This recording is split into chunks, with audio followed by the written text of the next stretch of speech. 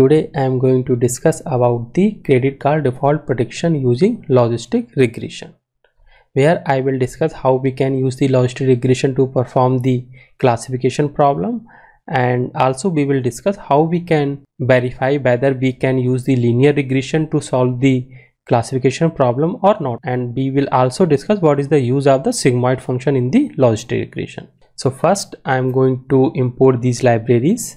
These libraries I will use during my classification prediction, and this is I am using to show all the output in a single line. This is the credit card defaulter dataset that I'm gonna use, and this is the output of the dataset. If you see here, there are the 4 variables I have. Default is your output variable, and these are 3 your input variable.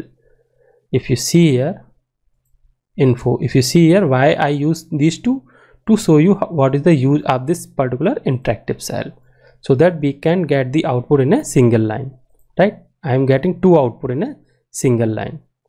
Here I am visualizing my categorical feature. It means my output variable default. Why I am doing this? Because I want to check what is the count of the class 0 or class 1, right? If you see here, there are the only 2 classes, no and yes, and no class count is more than 8000 and yes count around more than 200. So we can also check with the help of this particular method, value count. If you see here, no count is 9000 and yes count is 300 only.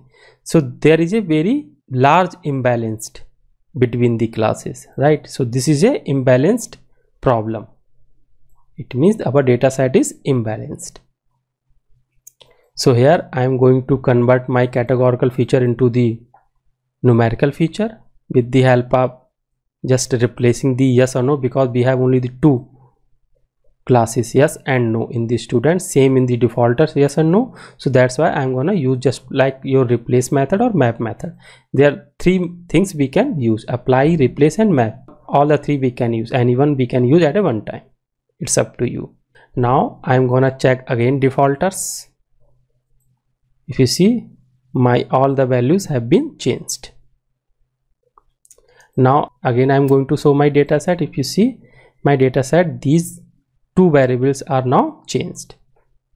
So now I will check if the linear regression can solve the classification problem. So for that, to check the linear regression problem, currently I am only one input. There are 3 input. If you see, student, balance and income. So out of 3 I am gonna only use the 1 input variable and 1 output variable to check whether I can apply the linear regression to solve the classification problem or not.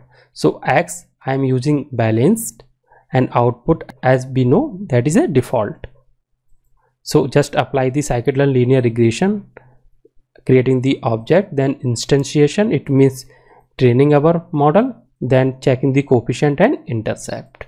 So if you see, my model has been created. This is the coefficient and this is the intercept. So let me predict the by pred. Let's check the type of the X. X is your data frame. Let type of the by, this is the numpy, right? So if you see here, I can plot all those things, X and by. Here I am plotting the input variable and output variable, then input variable, then again your by pred. It means output variable. Output variable is predicted output variable, not actual output variable. This is the actual X and by, actual X and predicted by, right? So there are the 2 things here. Why I use this particular X value? Because if you see here, X is a data frame and this is a numpy. So that's why we have to convert X into the ND array. That's why I use values. So if you see here, as I have discussed in my logistic regression video, that it will not have the probability between 0 and 1, right? If you see here, it has the probability less than 0 and greater than 1. So that's why we cannot use the linear regression. We can also check with the help of LM plot. If you see here, same thing I'm gonna use. This plot we can get in the C1 library. Now again let's apply the logistic regression to verify the concept of sigmoid. It means what is the use of the sigmoid function in the logistic regression. So for that I am going to use the scikit-learn library. We are gonna import this logistic regression, then logistic regression, and see the regularization parameter. What is the use of the regularization, that I have already covered in my linear regression video. You can check out my linear regression regularization video to understand the regularization. And here just instantiation, or we can also call it as a training the model. Then I am gonna predict the bipred. Why I'm gonna use the proba? This is the probability, because we know the output should be in the form of probability, right? So what is the shape of the bipred? You can see 10,002. So here I'm gonna round off this particular value, probability of for the class 0, right? If you see here, this bipred will have the two output, 0, right? If I will show you bipred here, only bipred, you see here, as the shape is 2, right? So it will have the two output, class 1 probability and class 0 probability in a single line, right? So that's why I'm gonna use this particular 0, which means 0 index. 0 index will be your class 0, and this will be your first index, will be your class 1, right? If we will add both the things, we should get the 1, right? Why we should get 1? Let's bipred I am getting like this. Let 0.7, 0.3.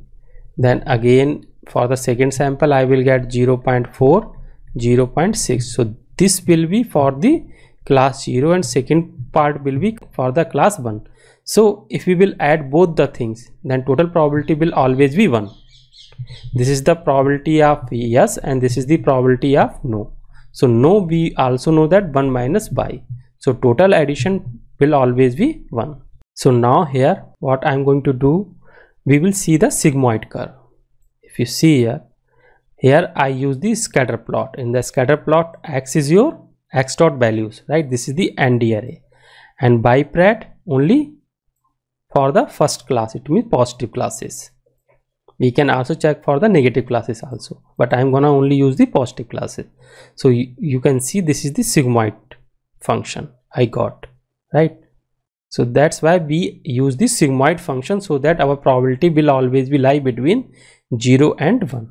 Let's plot the graph with the training and target data. This is your input data, and this is your the actual y. So we will get this particular output.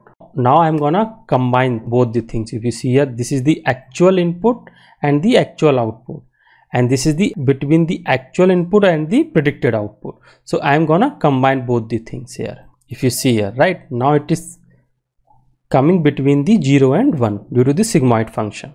So this is the logistic curve, we can say sigmoid curve. Now let me apply the logistic regression model. So here I'm gonna use the logistic regression in the scikit-learn. These are the performance metrics I'm gonna use, right? And I'm also using the train test split, creating x and y, right? Then this is the x, now this is the y. Now doing the train test split, then applying the logistic regression, then instantiation, it means training the our model with the help of xtrain and bytrain, and now calculating the bipred here, right? This is the bipred, this is the coefficient and the intercept. Here I am gonna doing the concatenation. Why? Because I want to check this coefficient belong to which variable. That's why I am gonna use this particular concatenation. Let's apply the performance matrix here, checking the accuracy score. Just matrix dot accuracy score, you by test and bipred. If you see here, you will get what the things it will take, by actual value and by predicted value. This is the actual value and this is the predicted value. So this way you can get the accuracy score 0.68, and these are the precision corresponding to 0 class and precision corresponding to 1 class. So we can also create a confusion matrix directly, matrix dot confusion matrix method. This will take actual value and the predicted value. This is the confusion matrix. By this particular confusion matrix, we can calculate this particular output that you can get in my confusion matrix video, how we can use the confusion matrix to calculate this particular performance matrix. We can also draw the confusion matrix with the help of MLXtend library.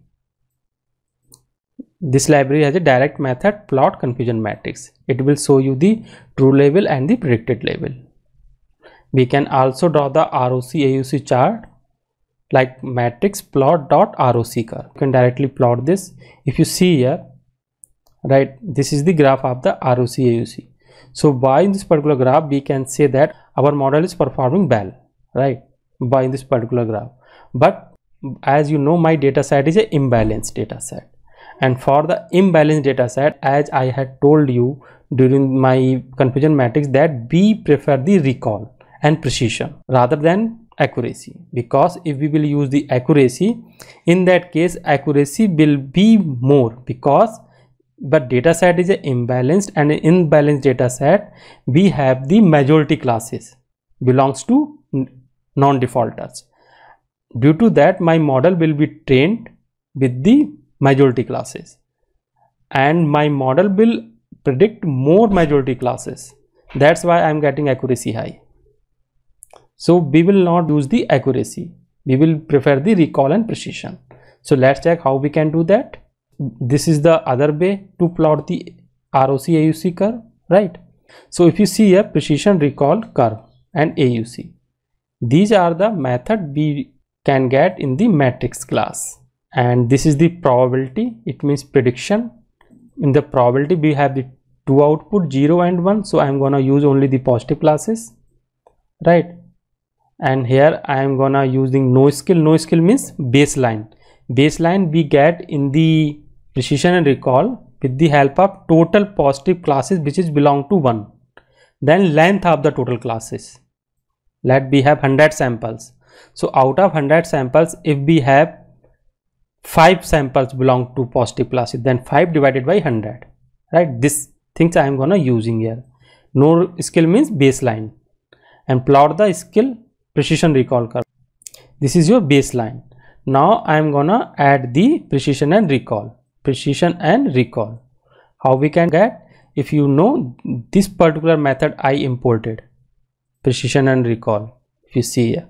So this method would need actual value and the predicted, but predicted would be in the form of probability, right? That you have to take care. I am gonna use only two things, precision and recall. Here I am gonna use area under the curve. Area under the curve also would need recall and precision. Recall, this is x-axis, this is y-axis, okay? And if you see here, plot between the recall and precision. If you see here, now you can understand. I am getting area under the curve for the precision recall is 0.26. You can see, right? You can understand. For the ROC AUC, I am getting 0.89. If I will only use this particular performance matrix to evaluate our classification model, then we will say our model is performing well. But due to the imbalanced data set, we have to check the precision recall curve, right? So here AUC PR is very less. Best performing model should have this particular line that will have the 100% AUC PR.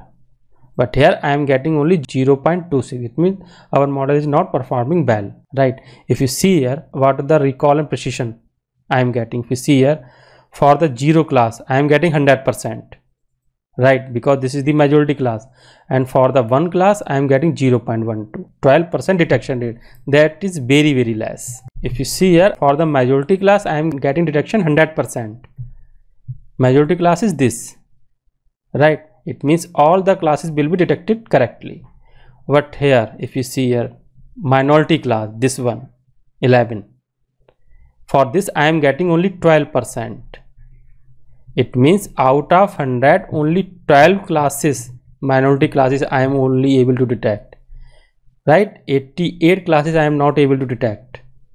Let's, in my system there are 100 total cases, and out of 100 I have 12 actual defaulters, okay? And out of 12 I am only able to detect 2 defaulters. So what would be the recall? 2 divided by 12, right? It means around 17% recall rate. That is very less, right? So that's why we prefer to use the recall or precision. If you see the precision, Precision is very less, 0.46 for the minority class. Precision means this is the precision: true positive, false negative, true negative. It means lets my model detect 100 positive classes. Okay, so out of 100, how many actual positive classes I have? We can say 20. So 20 divided by 100, it means 20% precision. It means I say RAM is a defaulter. RAM is a defaulter. So how precise I am to say that RAM is a defaulter, right? So that is a precision. So we use precision recall to check the performance of the imbalanced data set. And if you see here, the total classes, if you see, negative classes we have 297, positive classes we have only 24. If I will plot, if you see here, most of the minority classes have the probability less than 0.2, right? It means that's why I am getting the recall is very less. It means I am not able to detect minority class properly. If you see here, when to use ROC and precision recall, as I told you, ROC we use for the balanced data set and precision recall curve we use for the imbalanced data set. So I hope you will like this video. So that's it from my side for today.